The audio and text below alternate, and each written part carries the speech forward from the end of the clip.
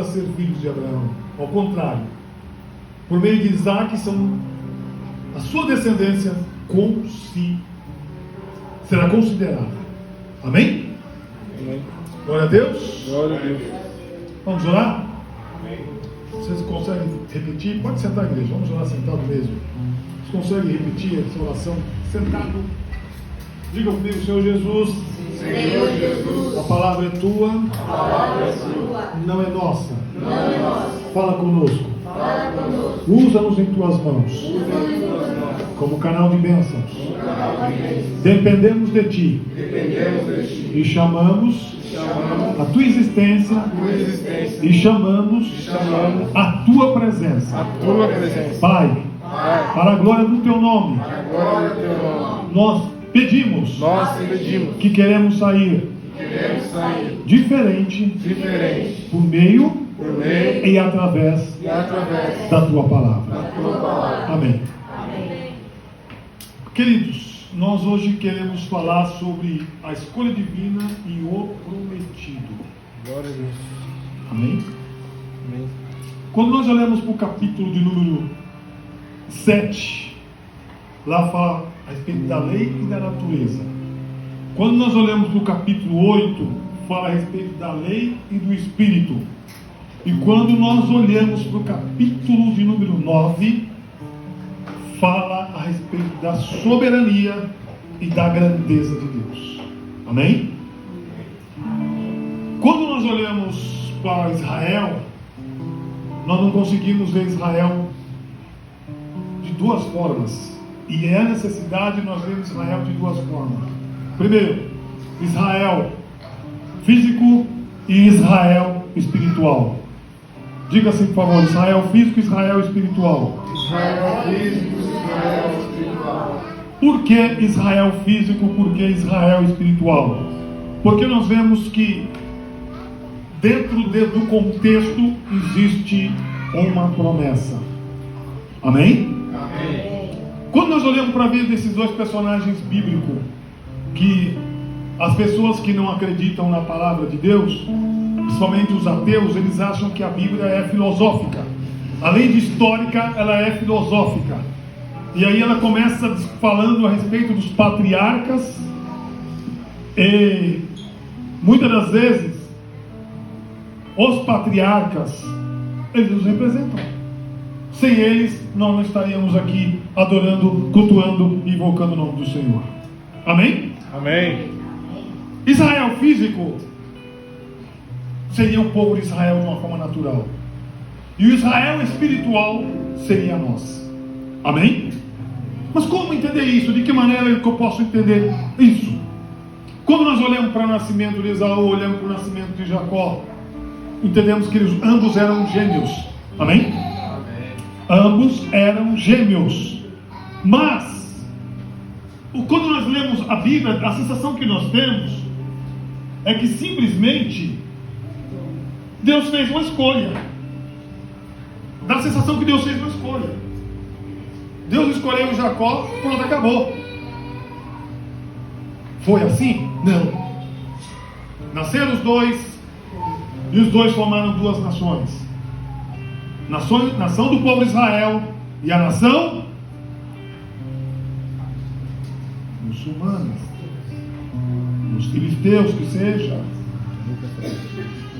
Porém, o que nós vemos diferente nesses dois personagens? Porque dá a impressão que Deus está sendo injusto. Se nós olharmos para a vida de um, antes de Deus mudar o nome dele, de ter um encontro com ele, parece que Deus está sendo injusto. Porque a trajetória de Jacó foi uma trajetória que não merece esse respeito. Ele foi um personagem totalmente descaracterizado das ordens de Deus.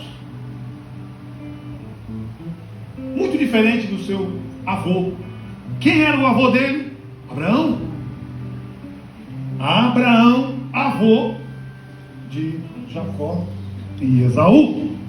Porém, chama a atenção a maneira e a forma como existe a escolha desses dois. Quando Deus escolhe Jacó, Quando Jacó tem um encontro lá com o anjo e ele vê a escada, a partir daquele momento ele tem um desafio, ele briga com um ser que não é dessa terra, ele briga com o anjo, e nessa briga com o anjo chama atenção a maneira e a forma como Deus mudou a história dele. Aí você pode parar e pensar, mas Deus é injusto. Por que Deus não trabalhou Esaú? Não, Deus não é injusto. É que Deus, Ele é soberano. Deus, Ele é soberano. Eu disse para você que no capítulo de número 7 fala da lei e da luta da natureza carnal e espiritual. Capítulo 7. No capítulo 8 fala da lei do espírito e a criação sofre. Só que Deus, o que Ele faz? Como lá no capítulo 12 de Gênesis, Deus está prometendo que iria mandar alguém que 100% seria da linhagem de Israel. E esse alguém teria que ser totalmente divino, que se iria incorporar. Tudo bem, isso já aconteceu quando nós olhamos para o Evangelho de São João, capítulo número 1, verso 14, ou 1 a seguir. No princípio era o verbo estava com Deus, o verbo era Deus. O verbo era Deus. O verbo era Deus. Mas ele saiu do seu trono e veio habitar entre nós. Tudo isso Paulo já sabia. Mas Paulo está aqui em conflito, porque Paulo está tentando passar para eles uma visão a respeito do Messias. Mas para entender o Messias, tinha que entender Israel. Que Israel físico e que Israel espiritual. Quem é? O tema da mensagem é escolha divina ou prometido. Israel no plano divino, Israel físico e Israel espiritual. A Bíblia fala do zambujeiro, que os gentios seriam enxertados. Os gentios somos nós. Paulo está simplesmente dizendo aqui que a escolha divina está na Escritura, porque ele conhecia a Escritura. Ele está falando que a escolha divina tem o seu tratamento. O tratamento que Deus deu, vocês estão ouvindo? A Jacó, que Deus deu a Esaú, não foi tratamento de injustiça, mas ele foi soberano.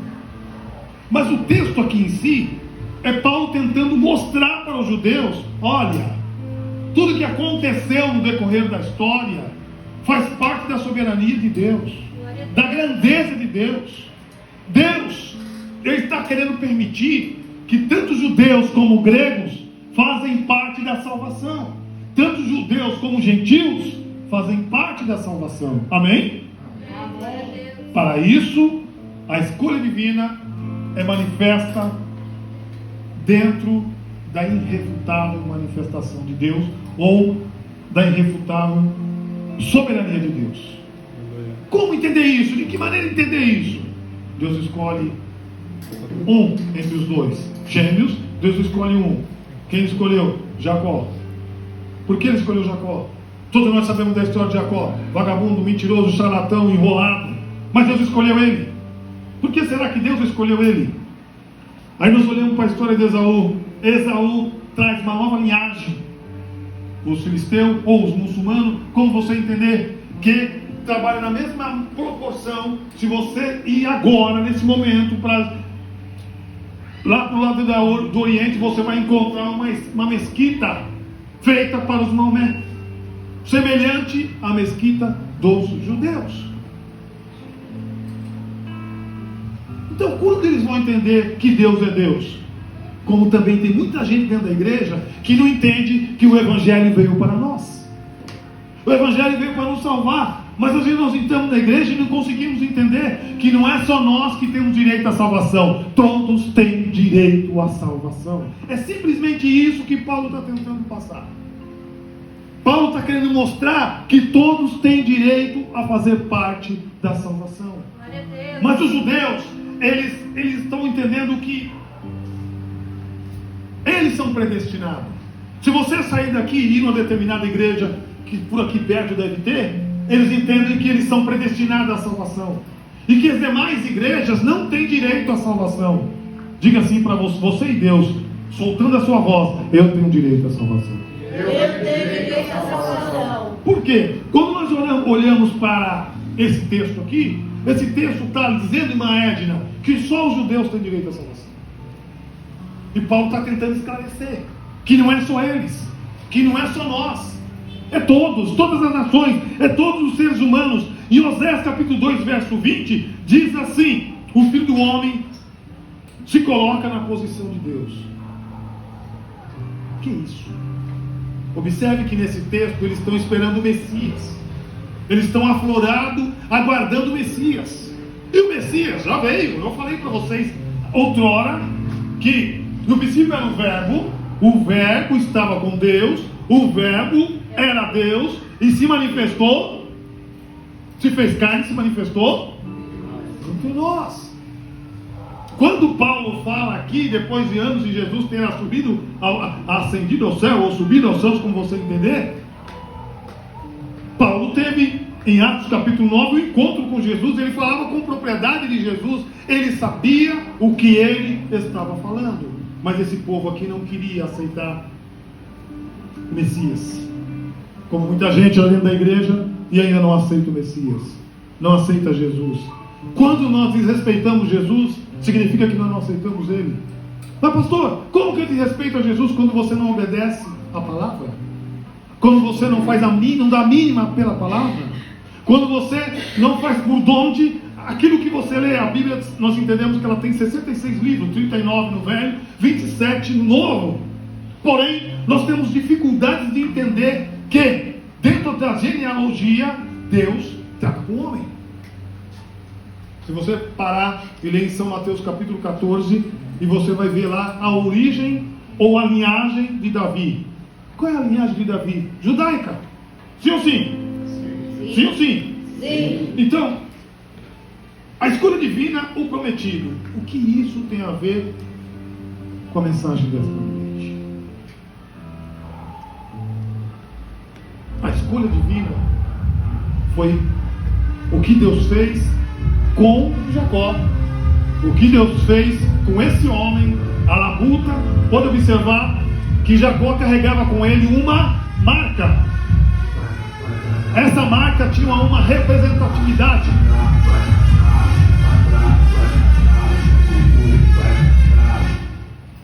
Essa marca tinha uma representatividade. Ninguém podia tocar em Jacó. Ninguém podia mexer com Jacó. E por que Esaú não tinha uma marca? Por que Esaú não era considerado o escolhido? E Jacó sim, porque Jacó teve um encontro com Deus, e Deus ainda fala com ele: a partir de agora mudarei o seu nome, não será mais Israel, que seria o quê? Pai de todos. Pai de todos, significa pai de todos. Ou seja, Israel iria abranger todas as nações, seja ele de qualquer etnia. Porém muitas pessoas não conseguem entender porque é uma escolha divina e porque o prometido. Só que o prometido que eu quero falar nesta noite, ele ainda está para vir. Ele não veio. Mas o que Paulo está falando é para unir os gentios, Carlão, com os judeus, para eles entenderem que tanto os gentios como os judeus têm direito à salvação. Nós já temos judeus que creem no Messias. Nós já temos judeus que creem em Jesus. E temos judeus também ortodoxos que não querem nem saber de Jesus. Se você falar em Yeshua para ele, ele fala: isso aí foi um profeta. Isso não existiu, isso é uma mentira, isso é uma farsa. Mas nós temos aqui um povo de Deus que crê no Yeshua, que crê em Jesus, que crê que Ele morreu e crê que Ele vive para todos sempre. Aleluia. Amém? Então, quando nós olhamos para esses dois fenômenos, Israel físico, Israel espiritual, nós temos que entender que o Israel físico é o Israel remanescente. Somos nós. Glória a Deus. Nós somos remanescente. O que é remanescente? Segura.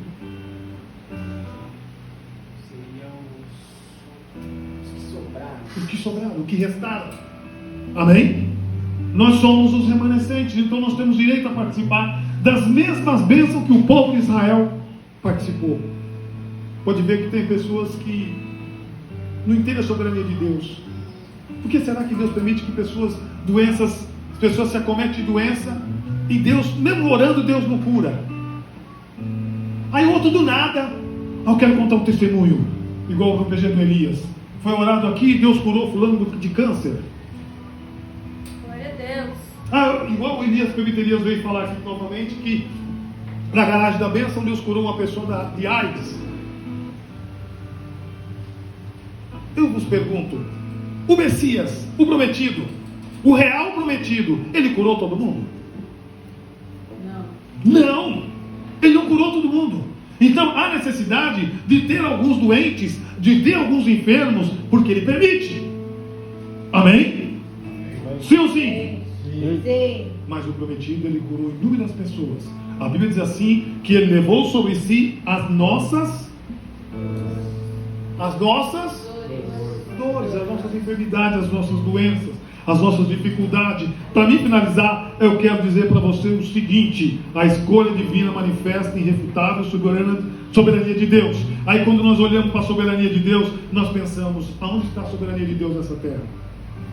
Quando eu falo de soberania, o que eu quero dizer? Que Deus é grande, que Deus é muito mais do que nós imaginemos.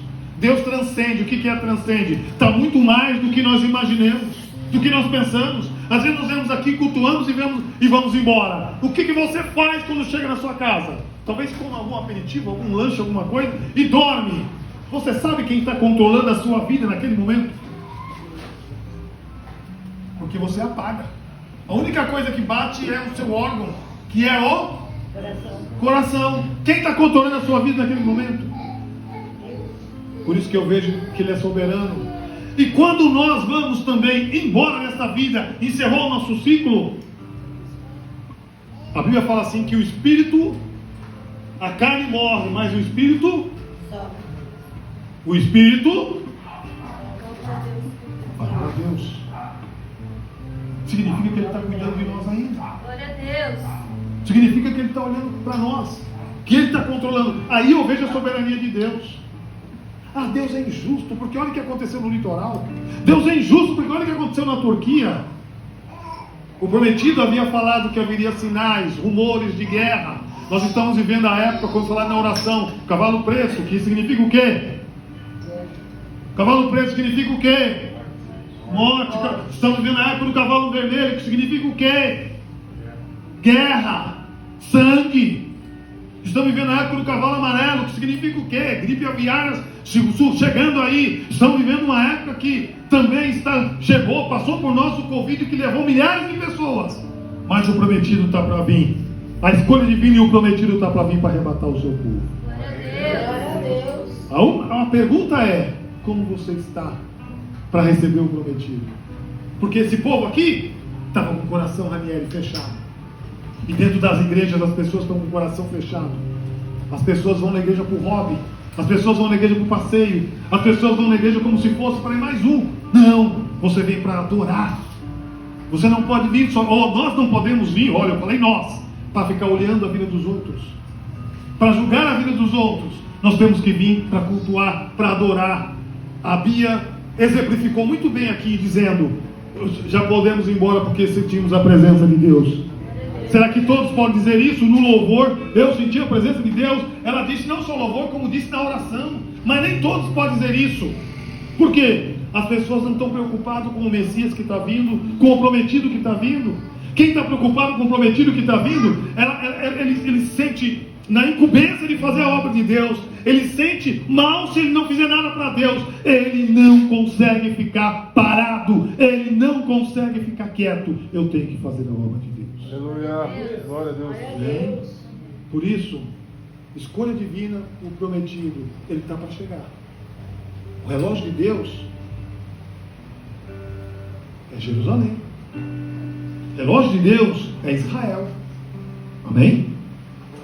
Então, se nós não manter o que está acontecendo no mundo, porque está levantando o templo lá, essa semana Domingo passado nós falamos sobre isso. Está sendo levantado o templo, o Instituto de Israel está levantando o templo, da qual vai se manifestar o quê? O anticristo. E muitos crentes acham que esse templo que construíram por aqui, que eu não vou falar o nome, esse é o verdadeiro templo. Tem nada a ver com o templo que está levantando Israel.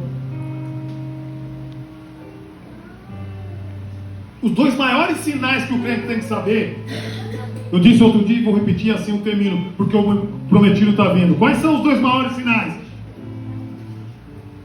Os dois maiores sinais, não é terremoto, não é guerra, não é fome, não é carnificina. Os dois maiores sinais é a construção do templo e a manifestação do anticristo. Esses são os verdadeiros sinais da vida de Jesus. Guarde isso. Então como você está para aguardar o prometido? Porque muita gente não está, Carlão, nem preocupado com o arrebatamento da igreja. O que valeria a pena, ou melhor, valeria a pena eu sair da onde eu moro para vir aqui, ou para ir para o Conceição, ou para ir para outro lugar, ou para ir para BH, se não entender que o prometido está para vir para arrebatar a igreja? Eu estou aqui porque eu creio que o prometido vai vir arrebatar a igreja. Glória a Deus. Amém? Escolha divina ou prometido é o tema da mensagem. 2 Israel. Israel físico, Israel espiritual. Guarde bem. Espero que você tenha entendido que sirva de lição para os PGs, para os nossos encontros. Então, qual é o tema da mensagem?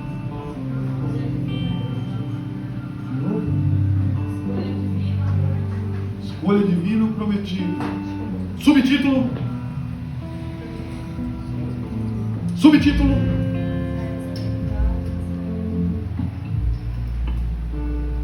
Vai.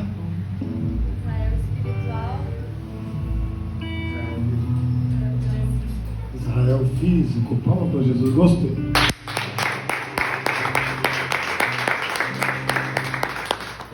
Amém. Vamos agradecer a Deus pela palavra. Eu convidaria aqui. O Carlão não fez nada, não vi ele cantou aqui hoje? Vem cá. Ele cantou? Vem cá, ele está fugindo. Ele vai agradecer a Deus pela palavra. Oi?